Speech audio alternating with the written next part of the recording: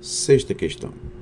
Nós temos aqui nesta questão uma imagem que mostra os manifestantes jogando a estátua do traficante de escravos Edward Colston no porto de Bristol durante uma manifestação do Black Lives Matter na Inglaterra.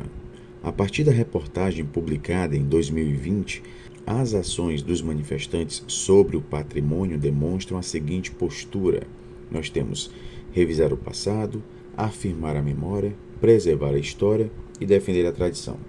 Bem, pessoal, eu acredito que dentre as questões aqui do exame, essa sexta questão seja a mais fácil, né? Então nós temos aqui os manifestantes jogando a estátua do traficante, né, no porto. Então há aqui uma clara manifestação a uma estátua que já estava, obviamente, já estava ali presente e que, por sua vez, tinha uma simbologia, né? Representava aqui uma simbologia, representação essa que é combatida aqui, né? Que busca ser destruída.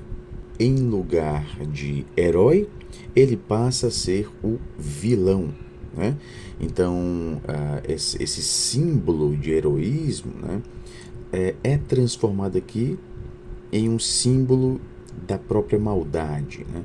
Consequentemente, os manifestantes acabam aqui destruindo esta estátua.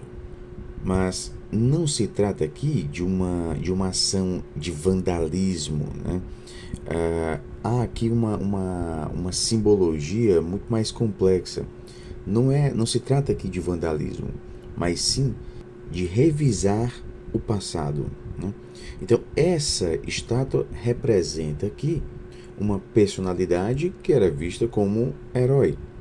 No entanto, volta-se aqui ao passado, né, para destacar não as ações de heroísmo dessa pessoa, mas sim as ações desumanas dessa pessoa. Agora, desumanas considerando o presente, né? Então, há aqui uma espécie de anacronismo também, né? Mas o que a gente pode dizer, de fato, é que um dos objetivos principais é justamente revisar o passado. O passado de heroísmo dá lugar aqui ao passado de maldade, né? De desumanidade. Fica muito claro que não se trata aqui de afirmar a memória. Se fosse uma afirmação da memória, não havia a destruição, né, desta imagem, né? Havia justamente a preservação, né?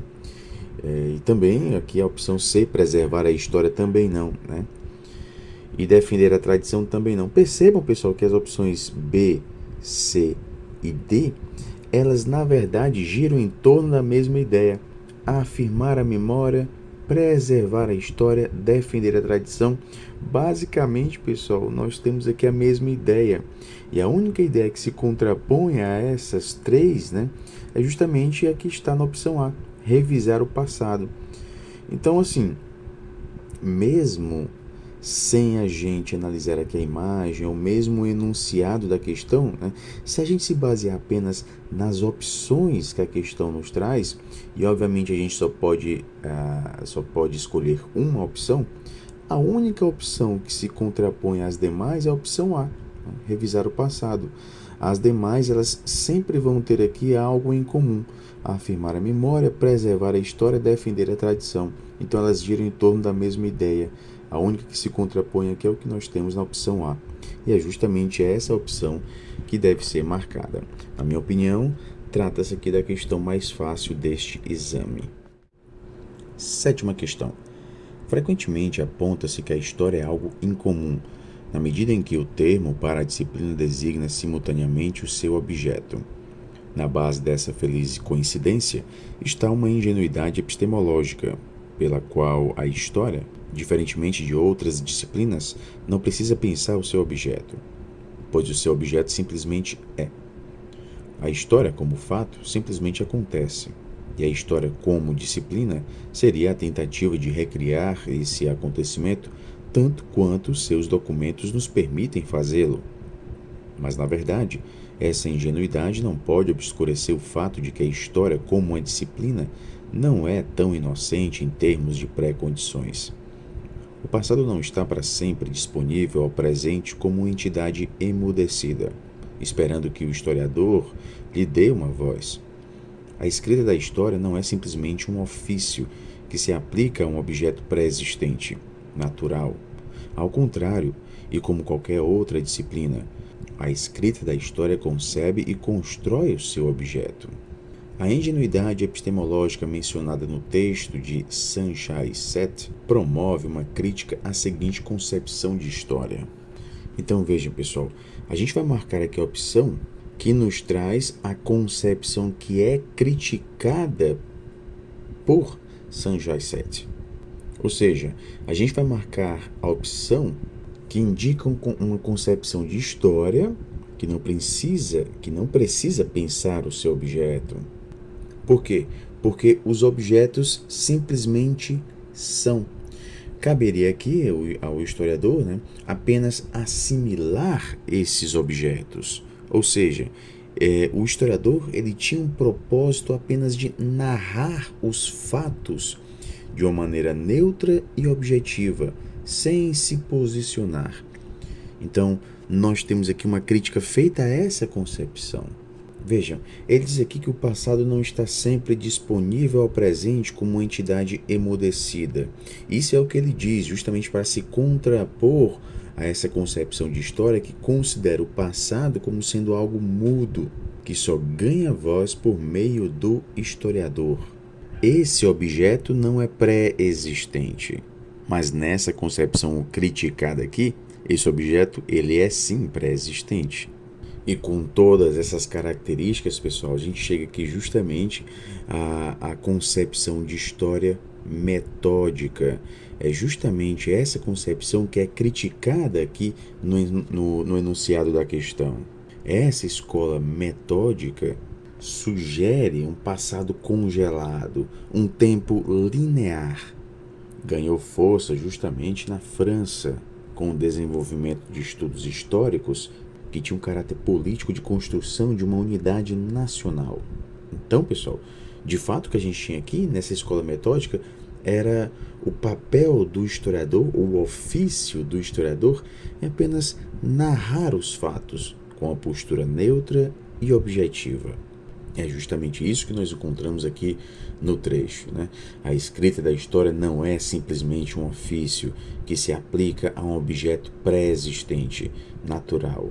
Ao contrário, e como qualquer outra disciplina, a escrita da história concebe e constrói o seu objeto. Então, a escrita da história também está construindo o objeto. Então, esse objeto ele não é algo pronto, acabado, ele também vai sendo construído, tá bom? Essa é a ideia defendida por Sanjay Seth. Uma ideia essa que se contrapõe à concepção de história metódica. Portanto, a opção correta a ser marcada na 7ª questão é a opção C de casa. 8ª questão. A arquiteta Maria Elisa Costa publicou nas redes sociais uma carta em que critica a intenção do governo federal de vender o Palácio Gustavo Capanema, prédio icônico projetado pelo pai, Lúcio Costa, no Rio de Janeiro. Na postagem, Maria Elisa afirma que o palácio de 16 andares foi um marco definitivo na consolidação da arquitetura moderna, não apenas no Brasil, mas no mundo. A comunidade arquitetônica lançou um manifesto em que se diz assombrada com a ameaça de venda do palácio. Construído durante a Segunda Guerra Mundial e inaugurado pelo presidente Getúlio Vargas em 3 de outubro de 1945. O edifício sobre pilotes pousa elegantemente na esplanada com jardins de Roberto Burle Marx e a escultura Juventude de Bruno Giorgio. No térreo, revestido com painéis de azulejos de Cândido Portinari, encontram-se as obras de Prometeu e o Abutre de Jacques Lipchitz. Tudo isso, a sede do ministério passou a ser denominada, na década de 70, Palácio da Cultura. O interior conta ainda com afrescos de Portinari e móveis projetados por Oscar Niemeyer. O manifesto diz que o valor do palácio é incalculável. A reportagem apresenta críticas à proposta do governo federal de venda do edifício, né? Então vejam, nós temos aqui a reportagem, obviamente uma reportagem adaptada, né? Não é o texto integral. E se no enunciado da questão nós temos essas críticas, obviamente a gente tem que ir direto aqui no trecho, né, que mostra essa crítica acentuada, que diz respeito justamente à fala de Maria Elisa Costa. Há uma crítica à intenção do governo federal de vender o palácio. Agora vejam, nós temos aqui as características deste palácio, né? Mas em nenhum momento as críticas feitas a essa venda fazem referência a uma possível postura ideológica do governo. A questão aqui é simplesmente vender, né? Não há uma justificativa para essa venda. A crítica é a venda em si. Trata-se de um bem público, né? E esse bem público passaria, né, para uma propriedade privada, seria uma propriedade privada. A questão aqui é a venda, né, pessoal? Agora, por que criticar a venda desse palácio? Por que criticar a venda desse palácio? O que esse palácio tem de mais? Aí nós temos aqui a descrição do palácio. Nós temos aqui esculturas importantes, painéis de azulejos de Cândido Portinari. Há todo um aspecto aqui, uma questão histórica, né, representada neste palácio. Ou seja, o valor dele é incalculável, né? Não se pode calcular o valor de algo que tem uma representatividade muito grande. Logo, não se pode vender isso. Porque nós estamos aqui diante de um patrimônio histórico, cultural, nacional. Inclusive, existe na legislação, né, o impedimento da venda de bens tombados a particulares. A Constituição estipula que o poder público deve promover e proteger o patrimônio cultural brasileiro por diversos meios.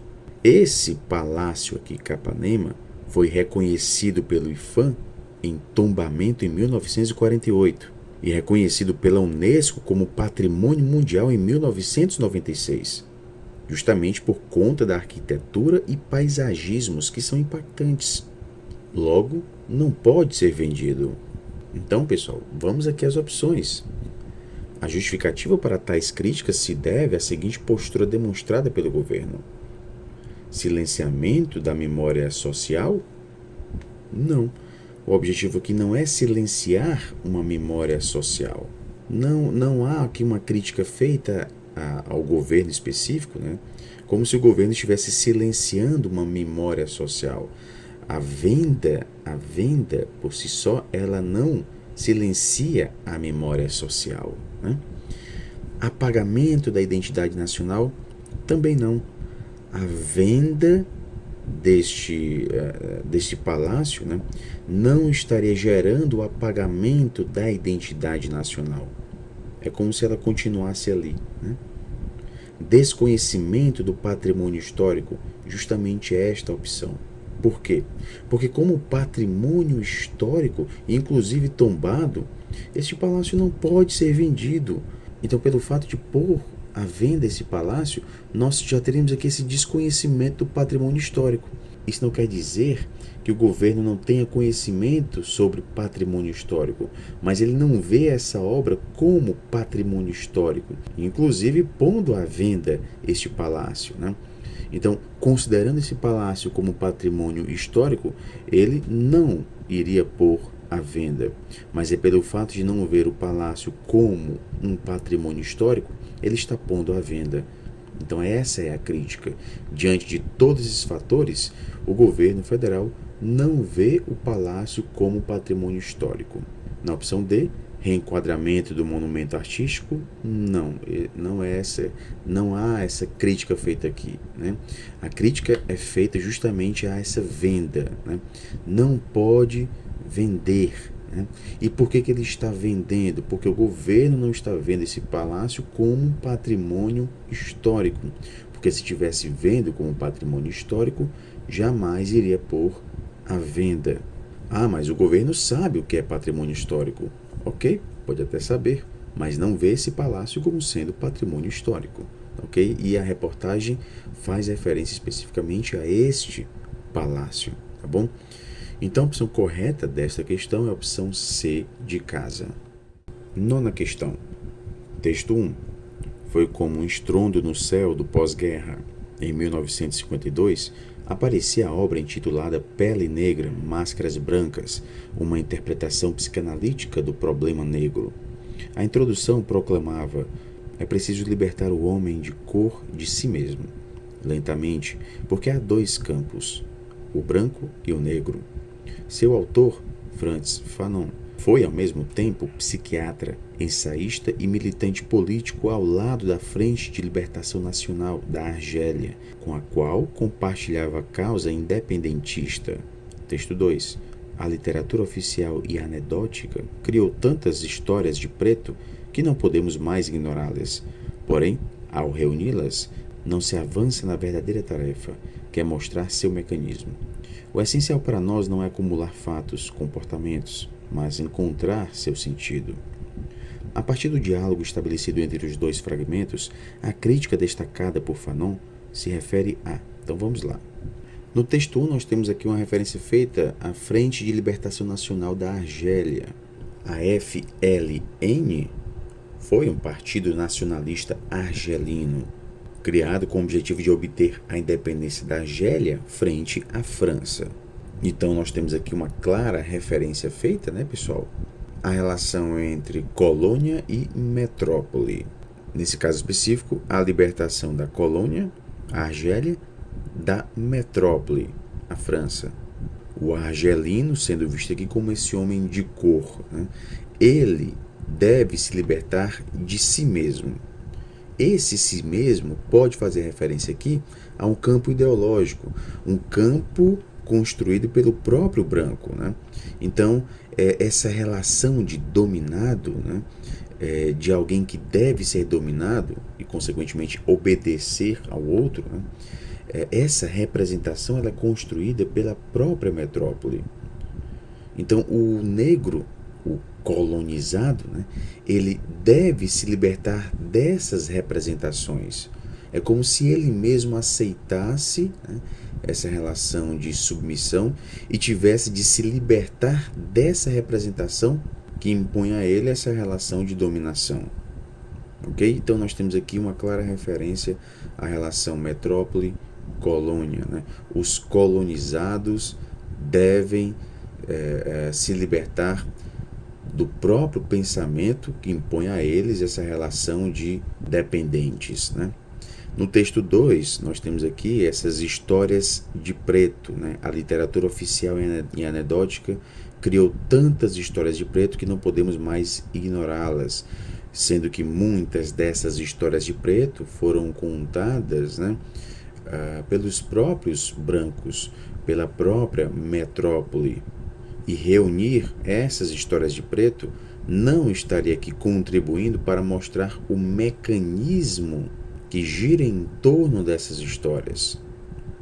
Então, em lugar de acumular essas histórias, deve-se buscar o sentido que é dado a essas histórias. Ok, pessoal? Então vamos lá. A partir do diálogo estabelecido entre os dois fragmentos, a crítica destacada por Fanon se refere a reparação cultural. Não é feita essa referência à reparação cultural. Opção B, dominação colonial. Exatamente essa opção ser marcada. Nós temos isso muito bem representado no texto 1. Essa dominação colonial, dominação que se expressa até mesmo na forma de pensar, na maneira de pensar do homem de cor, né? Então, como ele pensa é inclusive o reflexo dessa dominação colonial. Dominação colonial essa que se reflete também no texto 2, com essas histórias de preto, né? Então, de fato, essa é a opção. Na opção C, emancipação social, não é feita essa referência. E autonomização laboral, Também não, né? Mais uma vez, pessoal, se a gente fosse marcar aqui, vamos supor que você estivesse em dúvida, né? Você poderia aqui fazer essa relação no texto 1, né? Colônia e metrópole. Basta a gente se apegar aqui a algumas palavras-chave, né? Causa independentista, frente de libertação nacional, né? Então, algumas palavras-chave que acabam nos levando aqui à própria opção B, tá bom? Mas com uma análise aqui mais detalhada, né? uma leitura mais atenta, ficaria mais fácil de a gente marcar aqui a opção B, tá bom?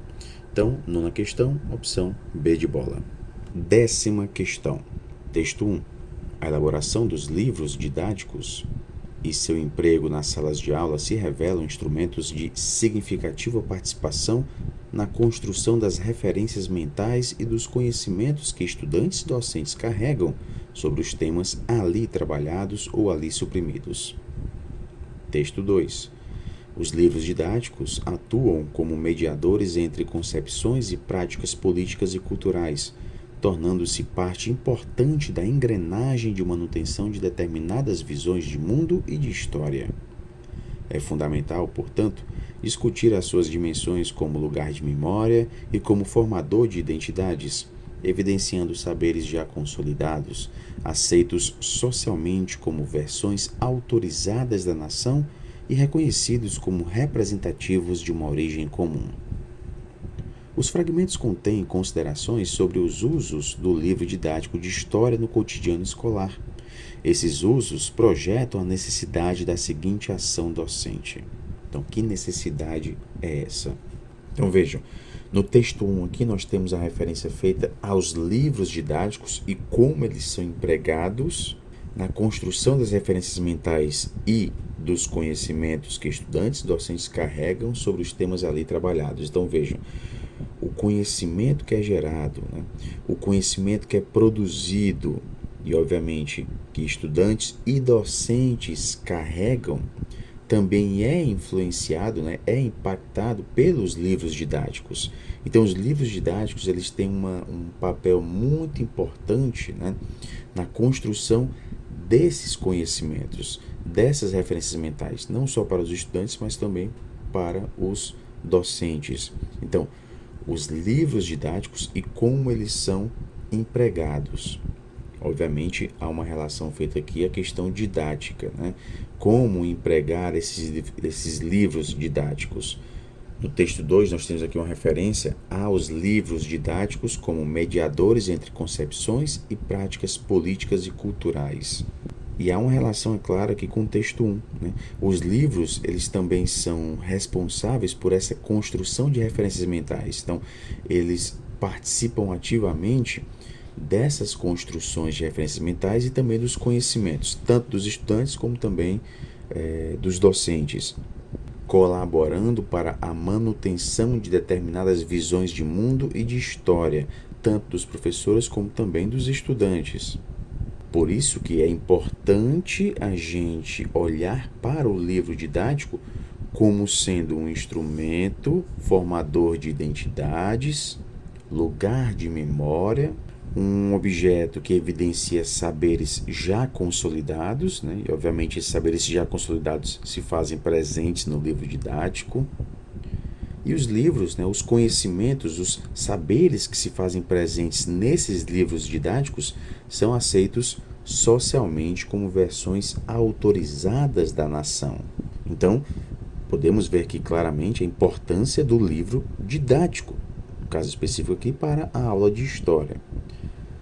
Então, com esse instrumento, né, com o livro didático, a gente vai ter diversos usos, né? Então, como a gente vai utilizar esse livro didático? O livro didático sozinho, a gente não vai ter nada, né? É preciso haver o uso desse livro, né? E o comando nos traz isso.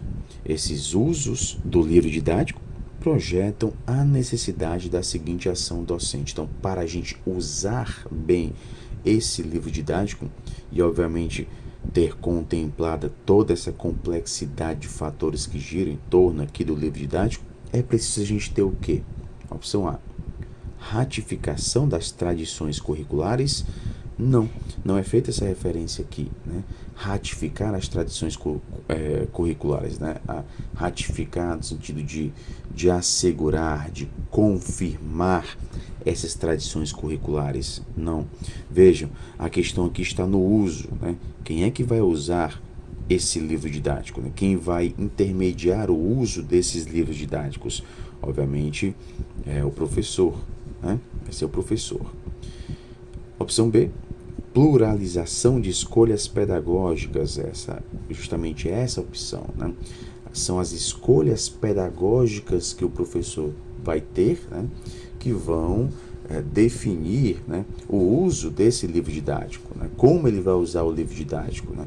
Então, as escolhas pedagógicas do professor vão impactar justamente na construção das referências mentais e dos conhecimentos que tanto estudantes e docentes carregam sobre os temas que estão presentes no livro didático.